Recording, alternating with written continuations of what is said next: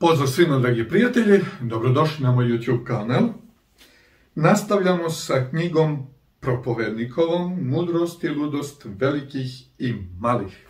I zaista nije važno da li je čovjek veliki, ne mislim fizički odrastao i da li je mali, nego mislimo na one koji su bogatiji, moćniji, uticajni, mislimo na one koji su možda manje značajne osobe.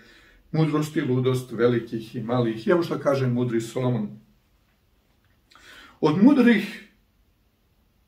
Od mrtvih muha usmrdi se i pokvari ulje apotekarsko. Tako i od malo ludosti cena mudrosti i slavi. Ovo je jako dobra misao koju on iznosi. Od mrtvih muha, mrtve mušice, usmrdi se i pokvari ulje apotekarsko. Tako i od malo ludosti. Vrlo malo ludosti je potrebno. Cena mudrosti i slavi jednostavno sve to pada u vodu. Ako si mudar, a napraviš neku malu brljotinu, badava si ti mudar kad si zabrljao, a Solomon je to pokazao u svom životu. Srce je mudrome s desne strane, a ludome s leve strane. Sad šta je on po tim mislio, ne znam tačno, ali uglavnom on tako kaže. Bezumnik i kada ide putem bez razuma je i kazuje svima da je bezuman. I ovo je bezumnik kada ide putem bez razuma je i kazuje svima da je bezuman. Jednostavno on nije ni svestan da je bezuman. Ima jedna priča ili šala, ali nije šala, istina je. Kaže, kad čovjek umre, svi oko njega pate i žale, a on ne zna da oni pate i žale jer je mrtav. Tako i kada je čovjek glup. Svi oko njega pate zbog toga što on je bezuman i glup, a on nema pojma o tome i to je isto ovo ovdje što kaže mudri Solomon. Ako se podigne na tebe gnev onoga koji vlada, ne ostavljaj mesta svojega jer blagost uklanja velike grehe. Blagost uklanja mnogo toga. I zato je vrlo važno i značajno da čovjek ima blag duh, blago srce, blag odnos prema svemu. Ima zlo koje videh pod suncem, kao pogreška koja dolazi od vladaoca, od vladara. Ludost se posađuje na najviše mesto i bogati seda na niskom mestu. Ludost. Dakle, oni koji su zaista, danas živimo u takvom vremenu gdje ludost se postavlja na najviše mesto, a onaj koji je bogat sedi na nisko mesto. Vidjeh sluge na konjima i knezovi idu pešice kao sluge. A ima i toga.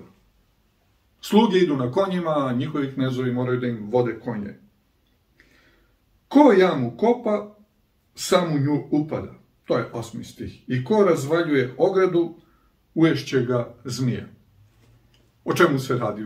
U ono vreme, tamo u Izraelu, gdje je Solomon živeo, bilo je puno kamenja i uglavnom su posjedi bili ograđeni, baš kao što imamo i tu u Dalmaciji kod nas i u Crnoj Gori svi posjedi su ograđeni kamenom, ali u tom kamenjaru uvijek vole da se kriju zmije zato što kamen se zagreje na suncu i njima to odgovara i ko razvaljuje ogradu, uješće ga zmija. Ko odmiče kamenje, udarit će se o njih i ko cepa drva nije miran od njih. Dakle, onaj ko cepa drva može lako da se povredi. Kada se istupi gvožđe i oštrica mu se ne naoštri, tada treba više snage, ali mudrost može bolje opraviti. Kada je sekira tupa, onda moraš da je naoštriš, da ne bi ceo dan radio na snagu.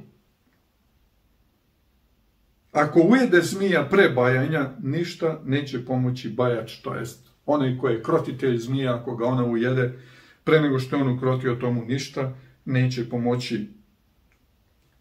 Reči iz usta mudroga ljupke su, a bezumno ga proždiru usne njegove. Onaj ko je mudar, on ima ljubke reči, a bezumno proždiru usne njegove. Početak je rečima usta njegovih ludost, a svršetak govoru njegovu zlo bezumlje. Jer ludi mnogo govori, a čovek ne zna šta će biti i ko će mu kazati šta će posle njega biti. Lude mori trud njihov, jer ne znaju ni u grad otići. Teško tebi, zemljo, kad ti je car dete i knezovi tvoji rano jedu. Kada prosto naprosto vladar nije dorastao zadatku i kada knezovi ništa ne rade kako treba. S lenjosti ugiba se krov i s nemarnijih ruku kuća prokišnjava. Kod lenjih ljudi krov propada, kuća prokišnjava, ništa, oni stave lavor dole i baš ih briga. Zato što je potrebno nešto da se uradi. Radi veselja gotove se gozbe i vino veseli žive, a novci završavaju sve. I zaista, vino veseli žive, a novci završavaju sve. Ko ima novac, on može mnogo toga da uradi, da kupi, da završi. Ko nema, on nema ništa. Ni u mislima svojim ne psuj cara, ni u kleti u kojoj spavaš ne psuj bogataša, jer ptica nebeska odneće glas i što krila ima dokazaće reč. Što bi rekli danas ljudi,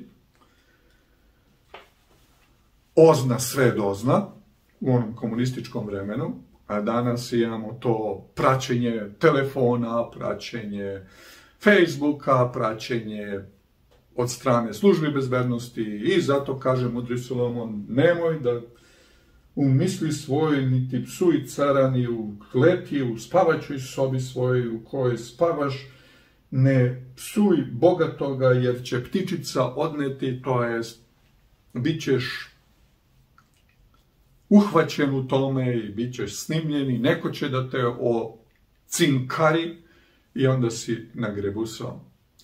I mi istinski živimo u vremenu koje je vrlo, vrlo složeno. Imamo prisluškivanje i praćenje miliona ljudi, imamo prisluškivanje i praćenje predsjednika, pa vidimo da su Amerikanci pratili Merkelovu, njihova služba bezbednosti, to jest njihovi ti serveri koje oni imaju. Vidimo da su i našeg predsjednika ovde prisluškivali. I nikom ništa, pojao luk magarca i prosto naprosto kada se tako može raditi sa najvišim zvaničnicima, šta li se tek onda radi sa običnim ljudima. Tu nema granice tome, pogotovo ova nova komunikaciona tehnika, mobilni telefoni, gde je svaki mobilni telefon u isto vreme prislušni uređaj, jer ima super osetljive mikrofone, ima kamere na sebi. I prosto naprosto, ako neko želi nekoga da sluša, mada se pitam šta ima da sluša nekoga kada ljudi trabunjaju sve i svašta, tako da to nije ni za slušanje, ali eto, postoje neki kompjuteri, neki serveri koji to prate, ključne reči i onda oni to snimaju i sada se vidi šta je tu razgovarano i tako dalje, tako dalje. Kako god nije dobro da nas ubija paranoja, jer čovek koji čini dobro i koji se ne meša u zlo i koji ne planira zlo, ne bi ni trebao da se boji ničega, mada je ovo vreme haosa, tako da može svašta i tu da se desi, ali ako stojimo čvrsto na strani Božjoj, ako se držimo istine Božje, ako nismo bezumniki, ako postupamo u skladu sa voljom Božjom, ako živimo na slavu imena njegovog, svakako da ne treba da brinemo i da se bojimo u svetu u kojem živimo, jer Gospod će nas čuvati i voditi i provesti kroz sve ovo što se dešava i dati nam istinsku pobedu u Hristu. Tebi, Bože, naš silni, sveti, pravedni, slava, sila, moć i čast što imamo Tvoga Sina Hrista, našega Spasitelja, što u njemu možemo dobiti oproštenje greha, što u njemu možemo dobiti mudrost kako da živimo u ovome svetu, što u njemu možemo dobiti smirenje, jer vidimo mnogo toga